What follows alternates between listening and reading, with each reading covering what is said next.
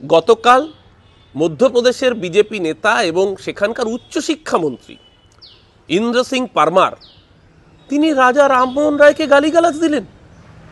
রাজা রামমোহন রায় নাকি ব্রিটিশের দালাল ছিলেন। কারা বলছে? যারা নিজেরা ব্রিটিশের দালালি করেছে। কারা বলেছে? যারা ব্রিটিশের কাছে মুচলেখা দিয়ে বলেছে আমি ব্রিটিশের অনুরক্ত থাকবো। আর কাকে বলছে?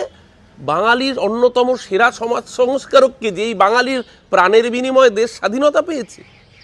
রাজা রামমোহন রায়কে গালিগালাজ। এটাই বিজেপি, এটাই ওদের চরিত্র। এই জন্যই আমরা ওদের বহিরাগত জমিদার বলি, যারা বাংলার সংস্কৃতি জানে না, যারা বাংলার মাটি চেনে না, যারা রাজা রামমোহন রায়ের অবদান জানে না।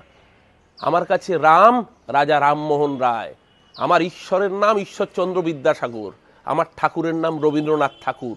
যারা এই অস্মিতার বুকে আঘাত হানতে চাইবে, বাংলা তাদের বারবার মনে করিয়ে দেবে তুমি ব্রিটিশের কাছে মুচলেকা দিয়েছিলে সাভারকার।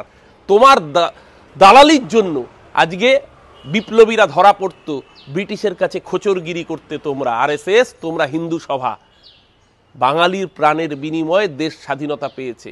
নিশ্চিতভাবে আরও বাকি অনেকের সাথে ছিল, কিন্তু আজও আন্দামানের সেলুলার জেলে গেলে 70% নাম বাঙালির থাকে। স্বাভাবিক, রামমোহনের উপর ওদের গাত্রদাহ স্বাভাবিক। কারণ নারী বিদ্বেষী বিজেপি, মনুবাদী বিজেপি, তারা খুব স্বাভাবিক কারণেই সতীদাহ প্রথা রদ করেছিলেন যে রামমোহন রায়। নারীর উপর অত্যাচারের বিরুদ্ধে গর্জে উঠেছিলেন যে সমাজ সংস্কারক। তাই স্বাভাবিক কারণেই নারী বিদ্বেষী মনুবাদী বিজেপির গাত্রদাহ, তারই প্রতিফলন বাংলার মানুষকে ঠিক করতে হবে। যারা বিদ্যাসাগরের মূর্তি ভাঙে, যারা রবীন্দ্রনাথকে অসম্মান করে, যারা কদিন আগে রবি ঠাকুরের গান গাওয়ায় আসামের বুকে এফআইআর করেছে, তারাই আজকে রামমোহনকে আক্রমণ করছে। এই জমিদারদের সমূলে উৎপাতিত করতে হবে। আরে ব্রিটিশকে তাড়িয়েছে বাঙালি, তুমি বিজেপি কোন ছাড়? বাংলা বুঝিয়ে দেবে আবারও 2026-এ।